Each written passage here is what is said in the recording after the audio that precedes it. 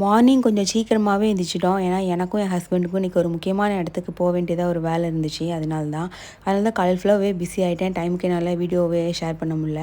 Breakfast என்ன கொடுத்தோம் அப்படின்னா, சும்மா ப்ரெட்டை டோஸ்ட் பண்ணி அதுக்கு மேலே நல்லா சீஸை தடவி ஹனியை வச்சு கொடுத்தாச்சு.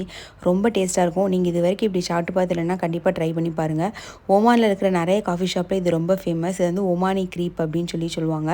இதுக்கு மேலே முட்டையெல்லாம் கூட போட்டு தருவாங்க. ஆனால் அதெல்லாம் இல்லாமல் சும்மா சிம்பிளாக பண்ணி கொடுத்தாச்சு. எங்கள் வீட்டில் பார்த்தீங்கன்னா எப்போவுமே என் சின்ன பொண்ணு தான் அவங்க அப்பாவுக்கு பெல்ட் போட்டு விட்றது, சாக்ஸ் போட்டு விட்றது, இந்த வேலையெல்லாம் பார்ப்பா. நம்ம நோன்னு சொல்லிட்டோம்னா அன்றைக்கி அவளுக்கு ஸ்கூலுக்கு போகிறதுக்கு விருப்பமே இருக்காது. அவ்வளோ சேட் ஆயிடுவா.